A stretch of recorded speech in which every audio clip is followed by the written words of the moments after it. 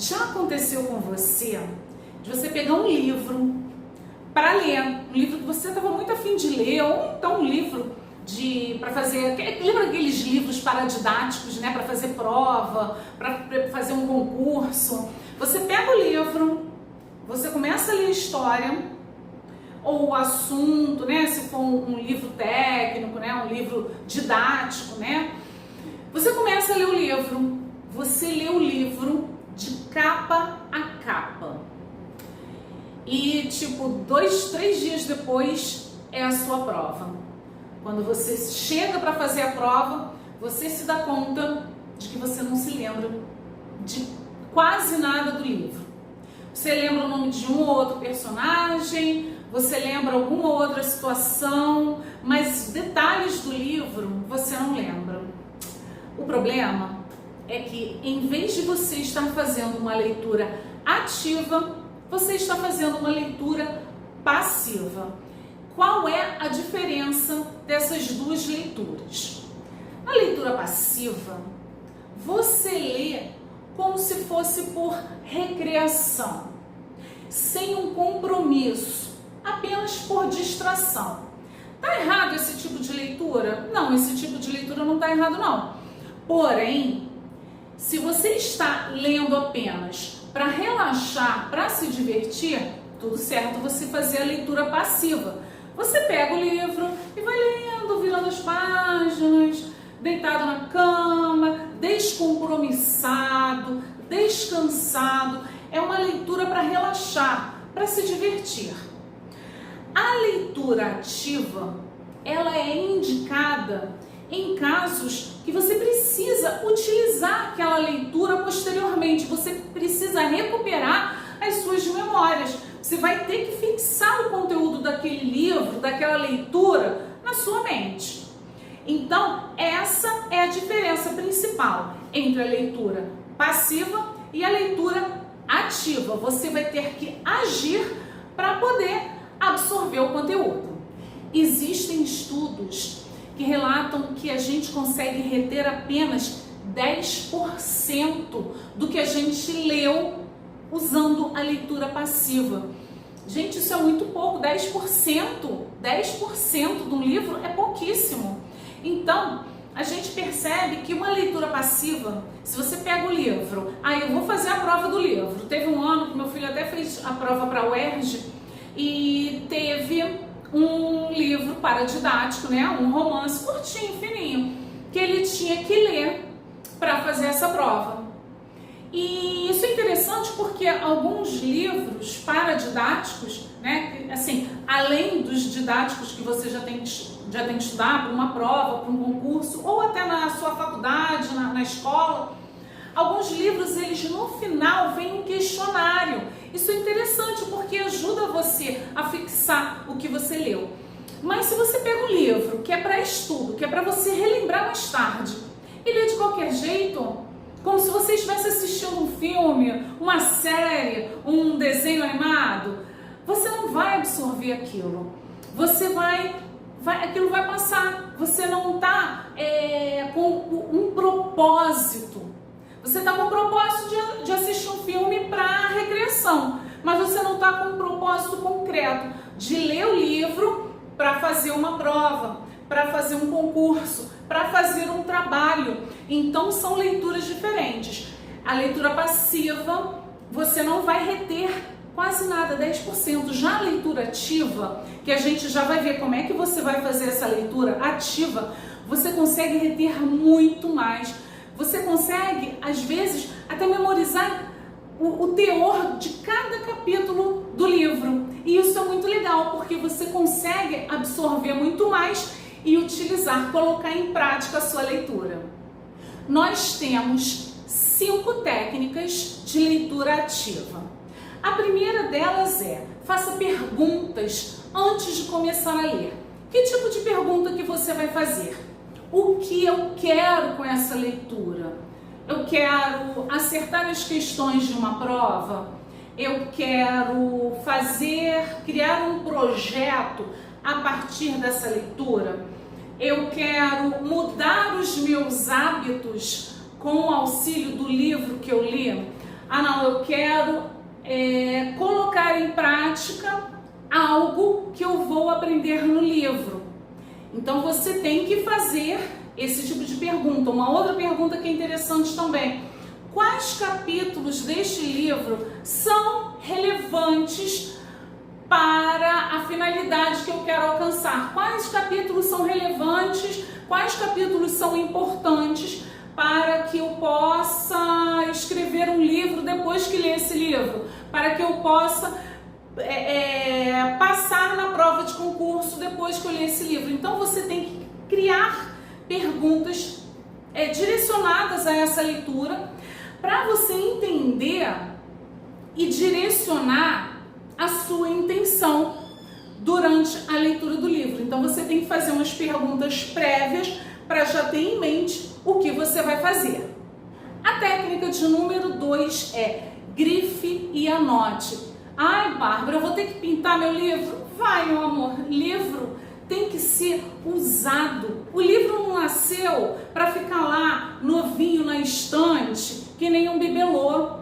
Livro bom é livro com anotação. E se você quer absorver o conteúdo, os ensinamentos do livro, você vai ter que rabiscar ele sim. Eu faço isso com todos os meus livros, até com romances. Quando eu gosto de alguma frase, algum ensinamento, alguma coisa legal, diferente, eu já saio marcando. Eu uso marca-texto. Se você não gosta de marca-texto, porque algumas folhinhas, alguns livros têm umas folhinhas fininhas, existe um marca-texto de várias marcas diferentes nas papelarias, que eles são tipo um giz de cera. Então, é como se fosse a canetinha, né? Um marca-texto tipo canetinha, só que ele não é uma canetinha, ele é um giz de cera. Então você passa, tem aquele amarelo-limão, rosa, laranja, verde, e tem até lápis de cor também. Você passa, você pinta e ele não mancha do outro lado.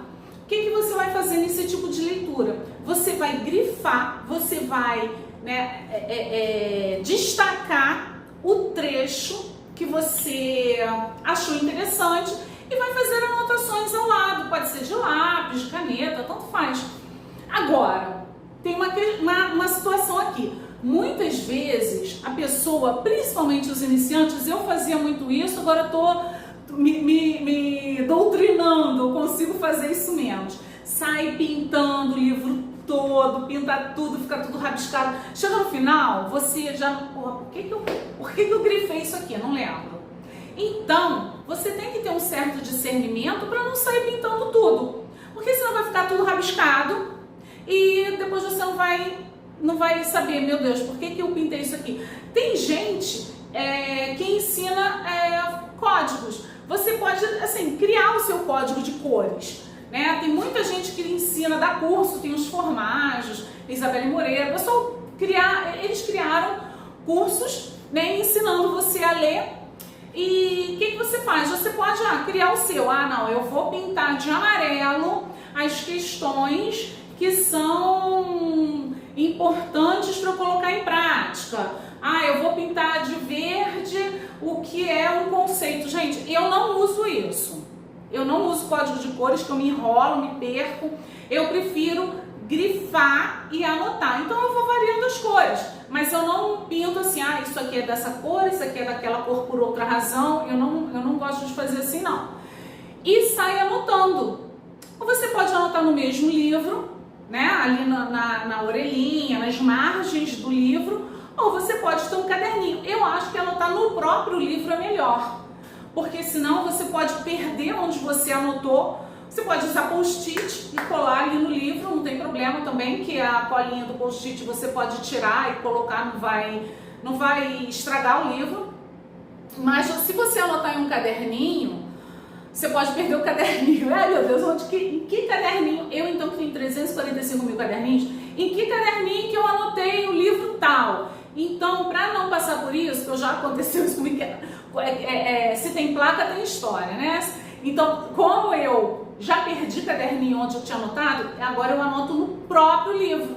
Eu anoto nas margens, no início do capítulo, que tem algum espacinho, eu saio anotando ali. Gente, é uma anotaçãozinha pequenininha, ou uma pergunta, ou você questionando alguma coisa do autor, tá? Então essa é a segunda técnica, que assim, é uma das que eu uso sempre.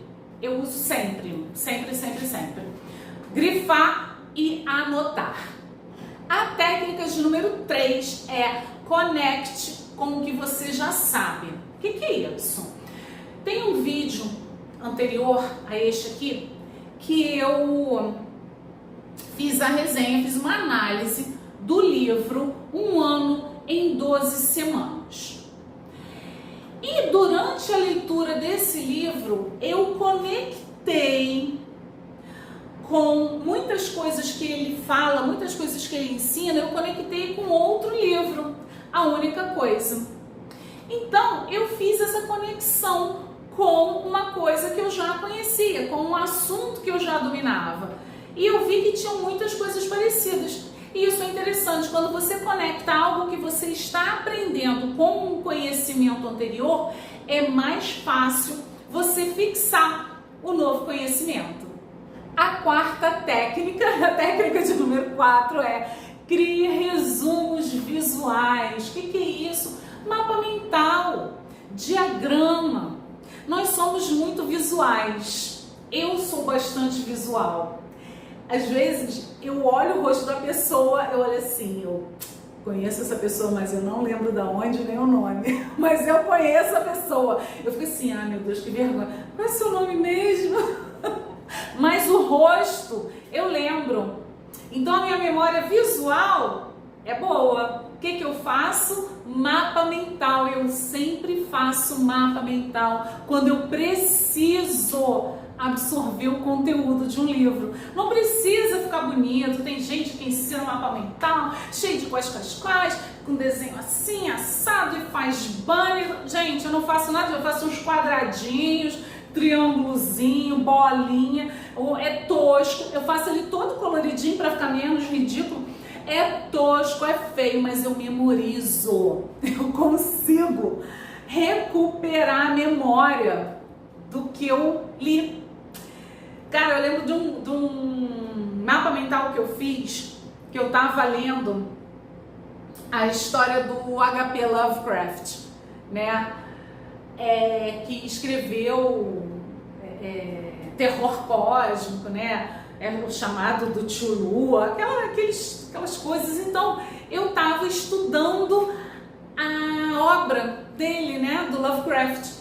Eu fiz um mapa mental e tem muitas coisas que eu consigo lembrar porque na minha mente vem os desenhos, o esqueminha que eu fiz do mapa mental. É fantástico. Se você nunca fez um mapa mental para estudar, olha, você não sabe o que você está perdendo, você vai lembrar de tudo, é muito bom. Então tem gente que precisa ler, né, com mais afinco, mas quando você faz um mapa mental não precisa você escrever grandes textos, às vezes uma palavra, uma frase, um desenho, um coração, tipo, se você escrever assim, Romeu, coração, Julieta, você já sabe que eles eram um casal, que eles se amavam. É mais ou menos assim, com um desenhozinho ou um símbolo, você já consegue sinalizar e vai botar uma frasezinha, puxa uma setinha para cá, outra para lá. No final, você consegue se lembrar de tudo. Uma observação. Tem gente que vende mapa mental pronto. Eu não acho isso legal. Já comprei para ver como é que funciona. O ideal é você fazer o seu mapa mental. Porque aquilo é um reflexo do que você sabe, do que você precisa lembrar. Se você compra um pronto de alguém, você fica assim, gente, o que é isso? De onde a pessoa tirou isso? Sabe? Então, o ideal é você mesmo fazer o mapa mental, o diagrama, para você se lembrar. E enquanto você está lendo, você vai fazendo um mapa mental ao lado. Tem aplicativos, hoje tem o MindMaster, tem vários que você pode fazer um mapa mental ou você pode fazer no papel mesmo, lápis, qualquer coisa. A coisa mais fácil do mundo é fazer um mapa mental e é garantia de que você vai lembrar do que você leu posteriormente.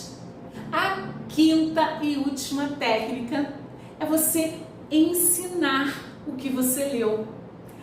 Olha, tem gente que não tem para quem ensinar, mas você pode gravar um vídeo, você pode ensinar para o espelho, você pode chamar alguém, poxa, você podia me ouvir um pouquinho? Fala sobre o livro que você leu, ou numa roda de amigos, lembra daquele livro? Poxa, eu li um livro assim, tal. Cara, é a melhor maneira, uma das melhores maneiras de você relembrar, porque você vai puxar da sua mente para poder transmitir aquilo para outra pessoa. E o mais interessante, se a pessoa não entendeu direito, você vai tentar formas, maneiras novas de explicar aquilo e fazer com que a pessoa compreenda. Isso é fantástico porque o seu cérebro está funcionando. Você está colocando em prática, de certa maneira, o que você leu, o que você estudou. Então, digamos, você está estudando um livro, você vai, aquela peça, O Alto da Compadecida. Você vai fazer uma prova da faculdade sobre a peça, sobre o livro, né? Eu acabei de ler, você pode gravar um vídeo, não precisa nem postar, se quiser postar, posta. Tenho certeza que muita gente vai gostar. Olha, eu li um livro, foi escrito pelo Ariano Suassuna e tem vários personagens marcantes, que inclusive teve um filme parte 2. Então você vai recuperando e explica para alguém. Tem uma técnica chamada técnica de Feynman, se eu não me engano, que ele fala o seguinte, resumindo, se você ensinar alguma coisa para alguém, tenta ensinar como se você estivesse ensinando para uma criancinha de 5 anos, da forma mais bobinha possível, que você se força a sair da complicação, do complexo, para transmitir o mais simples. Quando você atinge o mais simples, se você consegue explicar de uma forma simples, é que você realmente absorveu aquele conteúdo. Então não esquece, ensina para alguém o que você leu. E agora você já sabe que você tem 5 técnicas para colocar em prática, para relembrar tudo o que você está lendo. No momento eu estou lendo o livro sem esforço. O meu já está todo pintadinho, cheio de anotações. Depois que eu terminar esse capítulo agora, que é a primeira parte do livro, eu já vou começar o meu mapa mental.